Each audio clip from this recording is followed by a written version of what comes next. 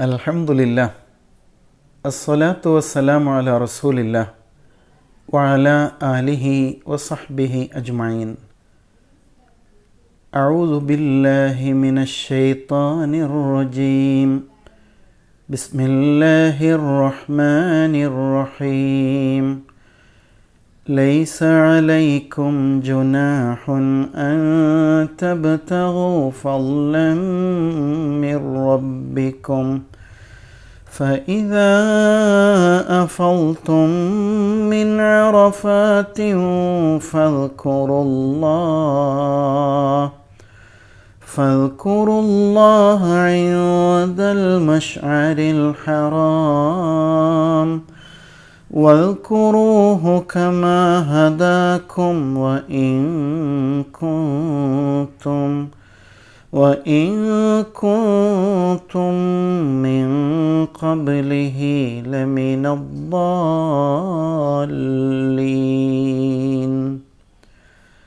وقال نبينا محمد صلى الله عليه وسلم الحج عرفة.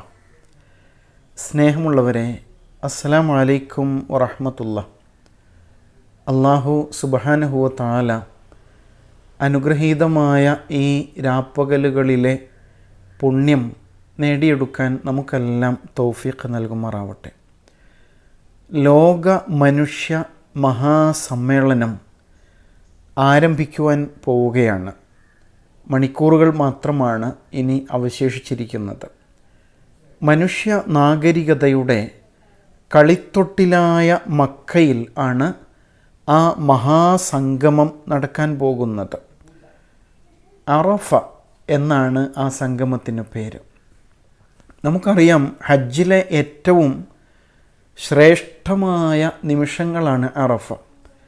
റസൂൽ സല്ലല്ലാഹു അലൈഹി വസല്ലം അതുകൊണ്ട് തന്നെയാണ് അൽ ഹജ്ജു അറഫ, അറഫയാണ് ഹജ്ജ് എന്ന് പഠിപ്പിച്ചിരിക്കുന്നത്. കാരണം മുഴുവൻ ഹാജിമാരും ഒരേ സമയത്ത് ഒന്നിച്ച് സംഗമിക്കേണ്ട ഇടം ഹജ്ജിൽ അറഫ മാത്രമാണ്. മറ്റ് സന്ദർഭങ്ങളിൽ അവരവർ അവരുടെ ഊഴമനുസരിച്ചായിരിക്കും കർമ്മങ്ങൾ നിർവഹിക്കുന്നതെങ്കിൽ അറഫ സംഗമത്തിൽ ഒരേ സമയത്ത് ഒരേ സ്ഥലത്ത് മുഴുവൻ ഹാജിമാരും ഒന്നിച്ച് നിൽക്കേണ്ടതുണ്ട്. അവിടെ ശ്രദ്ധിച്ചാൽ കാണാൻ പറ്റും, ആംബുലൻസുകളിൽ രോഗികൾ ICU സംവിധാനമുള്ള ആംബുലൻസുകളിൽ വരെയും അവിടെ ഹാജരാകുന്നത് കാണാം. അത്രമാത്രം ശ്രേഷ്ഠമാണ് അറഫ സംഗമം. എന്തിനാണ് ഇങ്ങനെ ഓരോ വർഷവും അറഫ സംഗമം നടക്കുന്നത്? ആലോചിച്ച് നോക്കിയാൽ കോടിക്കണക്കിന് സമ്പത്ത് ചെലവഴിച്ച് ലോക രാഷ്ട്രങ്ങളിലെ ഭരണകൂടങ്ങൾ പരസ്പരം കൂടിയാലോചിച്ച് പതിനായിരങ്ങൾ കഠിനാധ്വാനം ചെയ്ത് ഒരുപാട് മുന്നൊരുക്കങ്ങൾ നടത്തിയാണല്ലോ ഓരോ വർഷവും അറഫ സംഗമം ഉണ്ടാവുന്നത്. ശരിക്കും ലോക മനുഷ്യ സമൂഹത്തിൻ്റെ ഒരു പരിച്ഛേദമാണ് അവിടെ ഒരുമിച്ച് കൂടുന്നത് എന്ന് പറയാം. നമ്മൾ മക്കയുടെ മുകളിൽ ആകാശത്ത് ഒരു ഡ്രോൺ സംവിധാനം ഒരുക്കിയിട്ട് അതിൻ്റെ വീഡിയോ ഒപ്പിയെടുക്കുകയാണെങ്കിൽ ശരിക്കും ലോകത്തിൻ്റെ നാനാഭാഗത്തു നിന്നും മനുഷ്യരിങ്ങനെ കൂട്ടം കൂട്ടമായി വന്നു ചേർന്ന് ഒരിടത്ത് സംഗമിക്കുകയാണ്. ആ കാഴ്ച എത്ര സുന്ദരമാണല്ലേ. വിശുദ്ധ ഖുർആനിൽ അല്ലാഹു സുബ്ഹാനഹു വ തആല അതിനെക്കുറിച്ച് പറയുന്നുണ്ടല്ലോ, യഅ്തൂക റിജാലൻ വഅലാ കുല്ലി ളാമിരിൻ യഅ്തീന മിൻ കുല്ലി ഫജ്ജിൻ അമീഖ്. അതിവിദൂരമായ മലമ്പാതകൾ താണ്ടിയിട്ട് കാൽനടക്കാരായും നിരന്തരമായി യാത്ര ചെയ്ത് ക്ഷീണിച്ച് മെലിഞ്ഞൊട്ടിപ്പോയ ശരീരങ്ങളുള്ള ഒട്ടകപ്പുറത്തായും ഒക്കെ ആൾക്കൂട്ടങ്ങൾ ഇങ്ങനെ വന്നു ചേർന്നുകൊണ്ടേയിരിക്കുകയാണ്. എന്താണ് ഇത്രയും വലിയ മനുഷ്യാധ്വാനം ഉപയോഗിച്ച് അവിടെ സംഭവിക്കാൻ പോകുന്നത്? ആലോചിക്കേണ്ട വിഷയമാണ് അല്ലേ. അതിൽ പ്രധാനമായ ഒന്ന്, മനുഷ്യ സമൂഹം സംഘടിക്കേണ്ടതുണ്ട് എന്നുള്ളതാണ്. സാമൂഹിക ബോധം മനുഷ്യനിൽ ഏറ്റവും പ്രധാനമായി നിലനിൽക്കണം. ഖുർആൻ മാനവികതയുടെ ആഹ്വാനം നടത്തുന്നുണ്ട്. ഇന്ന ഹാദിഹി ഉമ്മത്തുക്കും, ഇതാണ് നിങ്ങളുടെ ഏക സമുദായം. ഉമ്മത്തൻ വാഹിദ, അത് ഒരൊറ്റ സമൂഹമാണ് എന്ന് പറയുന്നുണ്ട്. വ അന റബ്ബുക്കും, ഞാൻ ഈ പ്രപഞ്ചങ്ങളുടെ നാഥനാണ്, നിങ്ങളുടെയും നാഥനാണ്. ഫഅ്ബുദൂൻ, അതിനാൽ എനിക്ക് വഴിപ്പെട്ടുകൊണ്ട് ജീവിതം നയിക്കുവിൻ. ഇങ്ങനെ ഏക ദൈവം, ഏകമായ ഖിബ്ല, ഏക ആരാധനകൾ, ഏക പ്രവാചകൻ, ഏക വേദഗ്രന്ഥം, ഇങ്ങനെ മനുഷ്യ സമൂഹത്തെ മുഴുവനായും ഒരുമിച്ച് ചേർക്കുന്ന ഒരു സംവിധാനമായിട്ട് ഇസ്ലാം നിലകൊള്ളുന്നുണ്ട് എന്ന് മനസ്സിലാക്കാം. അതോടൊപ്പം തന്നെ ഇസ്ലാമിക സമൂഹത്തിൻ്റെ ഐക്യം, ഈ സമൂഹത്തിന് ഒരു നേതൃത്വം ഉണ്ടാകണം, കൃത്യമായ ഒരു അജണ്ടയുണ്ടാകണം, ഓരോ വർഷവും നയനിലപാടുകൾ പുതുക്കിക്കൊണ്ട് മുന്നോട്ട് പോകണം. പുതിയ പുതിയ പ്രശ്നങ്ങൾ, ലോകരാഷ്ട്രങ്ങൾ അനുഭവിക്കുന്ന പുതിയ പുതിയ മാനുഷിക പ്രശ്നങ്ങൾ, അതിലെല്ലാം ഇടപെട്ടുകൊണ്ട് നിലപാടുകൾ പ്രഖ്യാപിക്കുകയും പരിഹാരങ്ങൾ നിർദ്ദേശിക്കുകയും ചെയ്യണം എന്നൊക്കെ ഉദ്ദേശിക്കുന്നുണ്ട് എന്ന് കാണാൻ പറ്റും. സത്യത്തിന് വേണ്ടി നിലകൊള്ളണം, നീതിയുടെ, ധർമ്മത്തിൻ്റെ പക്ഷത്തായിരിക്കണം, സമാധാനത്തിന് വേണ്ടിയുള്ള പരിശ്രമങ്ങൾ ഉണ്ടാവണം, അത്തരം വിളംബരങ്ങൾ ഉണ്ടാവണം എന്നുദ്ദേശിക്കപ്പെടും. അന്ന് പ്രവാചകൻ സല്ലല്ലാഹു അലൈഹി വസല്ലം നടത്തിയ മഹത്തായ ഒരു പ്രഖ്യാപനമില്ലേ, ഹജ്ജത്തുൽ വദാഇൽ, അഥവാ തൻ്റെ വിടവാങ്ങൽ ഹജ്ജിൽ നടത്തിയ മഹത്തായ പ്രഭാഷണം. ഇന്നും ലോകം കണ്ടതിൽ ഏറ്റവും മികച്ച മനുഷ്യാവകാശ പ്രഖ്യാപനമായിട്ട് അത് വേറിട്ട് നിൽക്കുന്നുണ്ട്. ലോകം ഒരു മനുഷ്യാവകാശ പ്രഖ്യാപനമായിട്ടുള്ള മാഗ്നാ കാർട്ട അവതരിപ്പിച്ചിട്ടുണ്ട്. അത് ഏതാണ്ട് ഒരു 2 നൂറ്റാണ്ട് ആവുന്നേ ഉള്ളൂ. എന്നാൽ 14 നൂറ്റാണ്ടുകൾക്കപ്പുറത്ത് ലോകനാഗരികത ഒരുപക്ഷെ ഇത്രയൊന്നും വികാസം പ്രാപിച്ചിട്ടില്ലാത്ത എന്ന് നാം കരുതുന്ന ആ കാലഘട്ടത്തിൽ അവിടുന്ന് സത്യത്തെയും നീതിയെയും ധർമ്മത്തെയും ഒക്കെ കുറിച്ച് മഹത്തായ പ്രഖ്യാപനം നടത്തിയിട്ടുണ്ട്. മാത്രമല്ല, ഉച്ചനീചത്വത്തിനെതിരിൽ, സ്ത്രീകൾക്കെതിരെ നടക്കുന്ന അതിക്രമങ്ങൾക്കെതിരിൽ, പലിശ എന്ന സാമ്പത്തിക ചൂഷണത്തിനെതിരിൽ ഒക്കെ വളരെ ശക്തമായിട്ട് അവിടുന്ന് ശബ്ദിച്ചിട്ടുണ്ട് എന്ന് കാണാം. അതിൻ്റെ ആ പ്രഖ്യാപനങ്ങളുടെ തുടർചലനങ്ങളാണ് യഥാർത്ഥത്തിൽ ലോകത്ത് അറഫ സംഗമത്തിലൂടെ പ്രതീക്ഷിക്കുന്നത്, അല്ലെങ്കിൽ ഉണ്ടാകേണ്ട പ്രതികരണം എന്ന് മനസ്സിലാക്കണം. അതോടൊപ്പം തന്നെ ഇസ്ലാമിൻ്റെ വ്യാപനം, ഇതൊരു ധർമ്മ സംസ്ഥാപനത്തിന് വേണ്ടിയുള്ള സംഘം ചേരലാണല്ലോ. അത് മുന്നോട്ട് വയ്ക്കുന്ന സന്ദേശം ലോകം ഏറ്റെടുക്കേണ്ടതുണ്ട്. ആ നിലയ്ക്ക് ലോകം മുഴുവനും സത്യസന്ദേശം പ്രചരിപ്പിക്കപ്പെടാനുള്ള ആഹ്വാനം അറഫയിൽ വെച്ചാണ് ലോകത്തിന് ലഭിക്കേണ്ടത്. ഇസ്ലാമിക സമൂഹത്തിൻ്റെ സമ്പൂർണ്ണ ശുദ്ധീകരണം, അകവും പുറവും ഒരുപോലെ ശുദ്ധീകരിക്കപ്പെട്ട് പെറ്റുവീണ കുഞ്ഞിൻ്റെ വിശുദ്ധിയിലേക്ക് ഒരു സമൂഹം വളരുമ്പോൾ സ്വാഭാവികമായിട്ടും അതിൻ്റെ നന്മ ലോക സമൂഹത്തിനും അനുഭവിക്കാൻ കഴിയും എന്നുള്ളതാണ്.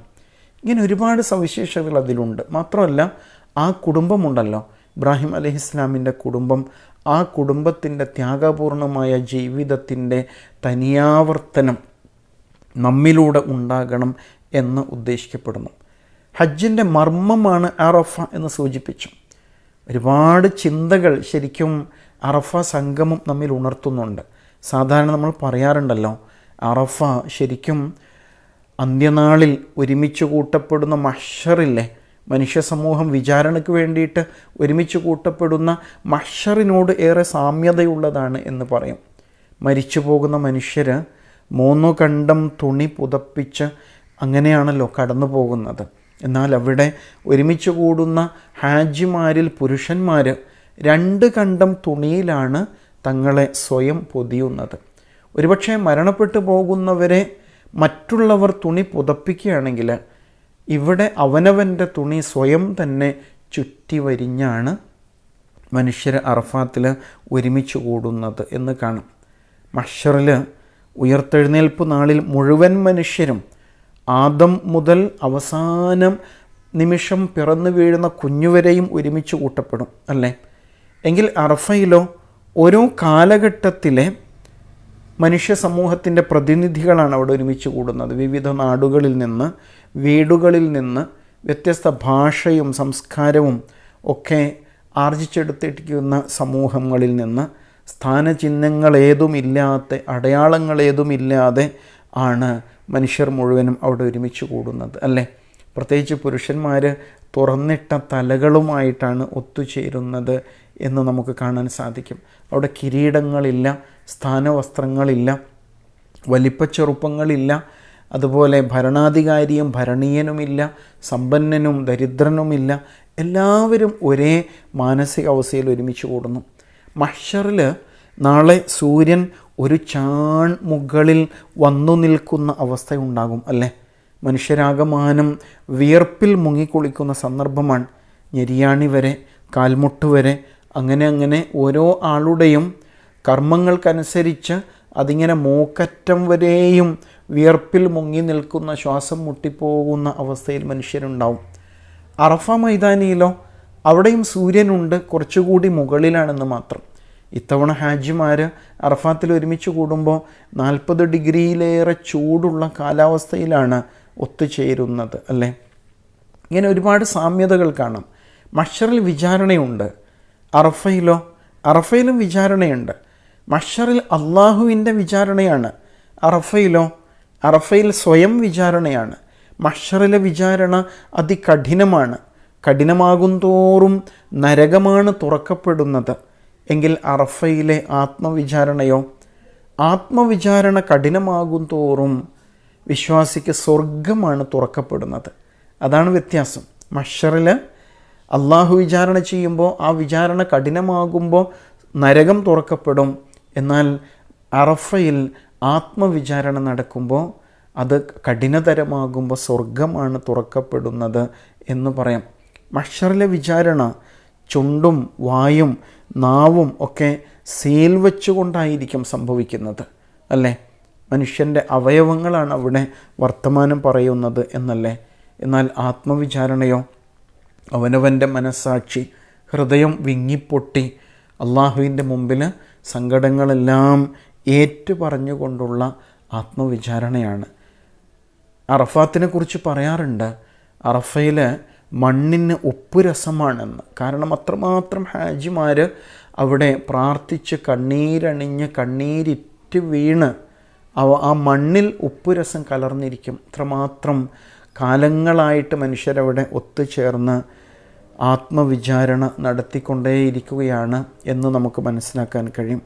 ഇങ്ങനെ ആത്മവിചാരണ ശക്തമാകുമ്പോൾ ശരിക്കും ഓരോ വിശ്വാസിയും വിശുദ്ധിയുടെ പൂർണ്ണതയിലേക്ക് എത്താൻ, അപ്പോൾ വാനലോകത്ത് ഒരു സംഭവം നടക്കും. എന്തായിരിക്കും?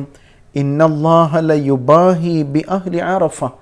അറഫയിൽ ഒരുമിച്ച് കൂടിയവരെ കുറിച്ച് അല്ലാഹു തആല തൻ്റെ പക്കലുള്ള ലി അഹ്ലി സമ, വാനലോകത്തുള്ള മലക്കുകളുമായിട്ട് അറഫയിൽ ഒരുമിച്ച് കൂടിയ വിശ്വാസികളെക്കുറിച്ച് അല്ലാഹു തആല അഭിമാനം കൊള്ളും എന്നാണ് പറയുന്നത്. നോക്കൂ, മലക്കുകളെ ജാഊനി ശവസൻ ഗുബറ, പൊടി പുരണ്ട് ജട പിടിച്ചവരായി കാതങ്ങൾ താണ്ടിക്കടന്ന് അവർ എന്നെ തേടി വന്നത് കണ്ടില്ലേ എന്ന് അല്ലാഹു സുബ്ഹാനഹു തആല ഉപരിലോകത്തുള്ള തൻ്റെ സൃഷ്ടിജാലങ്ങളുമായിട്ട് വിശ്വാസികളെക്കുറിച്ച്, ഹാജിമാരെക്കുറിച്ച് അഭിമാനം കൊള്ളുമത്രേ.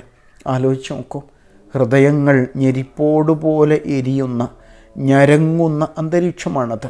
പശ്ചാത്താപ വിവശരായിട്ട് കണ്ണീരണിഞ്ഞ് വിയർപ്പിൽ മുങ്ങി അറഫാത്ത് നനയുന്നത് കാണാം.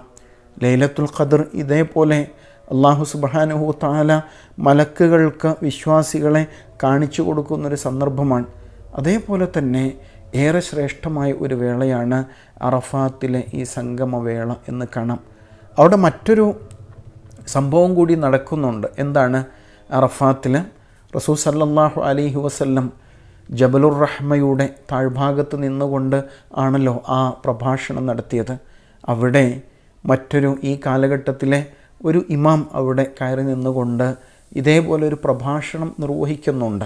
നമുക്കറിയാം, അവിടെയുള്ള പള്ളിയിൽ വെച്ചാണ് അത് നിർവഹിക്കപ്പെടുന്നത്.